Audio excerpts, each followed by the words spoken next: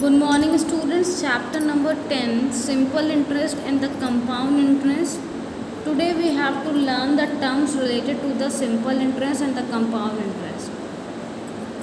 Now, principal or sum. What do you mean by the principal or sum? It is also called a sum.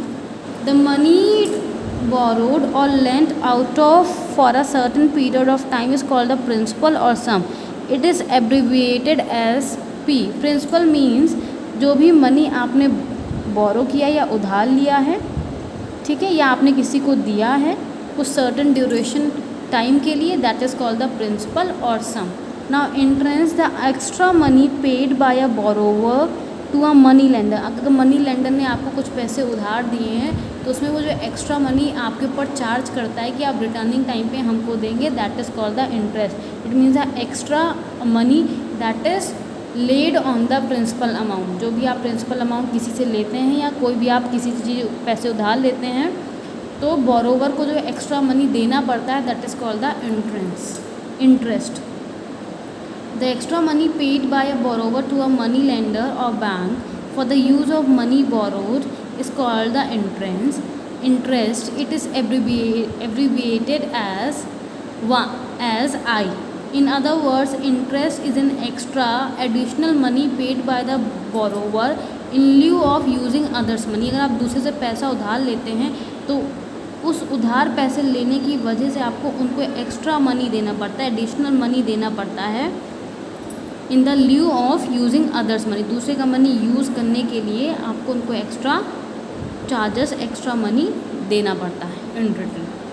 ना amount is the total money paid back to the money lender is called the amount. It means if you have taken some amount from a money lender or someone, then you have to return that money with the interest, and that total amount is, that total price is called amount. मतलब जो total money उसको वापस कर रहे हैं money lender को, that is called amount. It is abbreviated as capital A. It means principal plus इमेंट. Principal तो आपने उधार ही लिया था, जो अमाउंट उधार लिया था, पर इस उधार पैसे पर आपको एक्स्ट्रा कुछ चार्जेस देने पड़ते, that is called the interest. And the sum of these two is called the amount. मतलब आपको टोटल इतना पैसा वापस करना पड़ेगा, that is called the amount. मतलब टोटल आपको अमाउंट वापस करना पड़ेगा. Amount is principal plus interest. Now time, it is a period for which the money is borrowed or lent. मतलब आपने कितने ड्यूरेशन के लिए उसको पैसे दिए हैं या उससे पैसे बोरो किए हैं, that is called time. It is abbreviated as T.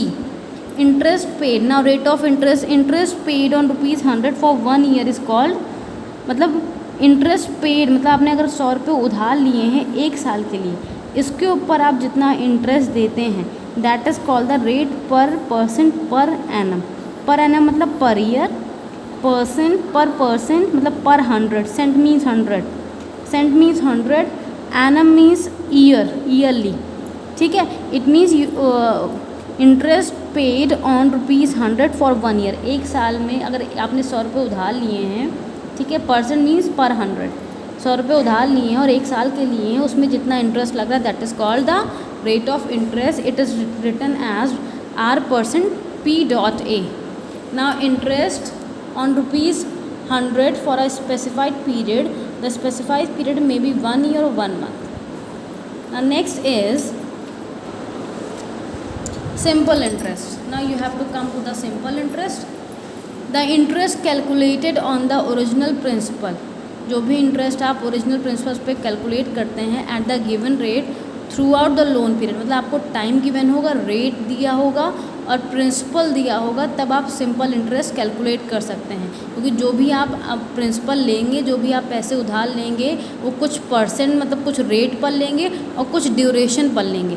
तो ये तीनों आपका रिस्पॉन्सिबल है सिंपल इंटरेस्ट में, उसके हिसाब से आपको इंटरेस्ट कॉज होगा.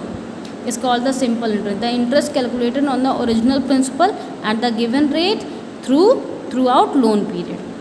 The simple interest and interest means the same. SI and I means the same. For counting the time between two given dates, only one of the two dates is counted. This point is important. When we will cover the question, it will become clear. अगर आपको 2 date दी हैं, उन दोनों date के बीच में आपको time duration निकालना है, तो 2 डेट में से कोई एक ही डेट आप ले सकते हैं, या तो इधर वाली या तो इधर वाली. ठीक है। If 2 dates are given in the question then you have to take only 1 date और एक डेट को आपको इग्नोर करना है।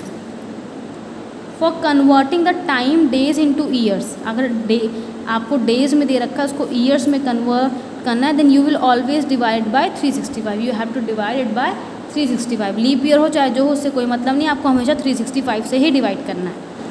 Take time period as 1 year if the time period for the interest rate is not given, अगर time period नहीं दे रखा है तो टाइम पीरियड आप अपने आप 1 ईयर ले सकते हैं। Now the formula for calculating simple interest is P into R into T upon 100. This formula is very common and everybody is aware of this formula. Simple interest is equal to P into R into T upon 100, where P is principal, where time is time in years. याद रखना time हमेशा years में होगा। Rate is rate % per annum. If in the question SI is given, rate is given, time is given, you can use this formula for the principal. यही shift करके ही निकाला गया है।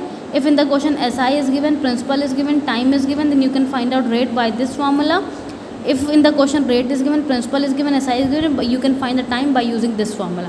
आपको मेन यही फॉर्मूला याद रखना है, इसमें जो चीज़ गिवन है वो चीज़ पुट कीजिए, जो नहीं गिवन है वो अपने आप आ जाएंगे।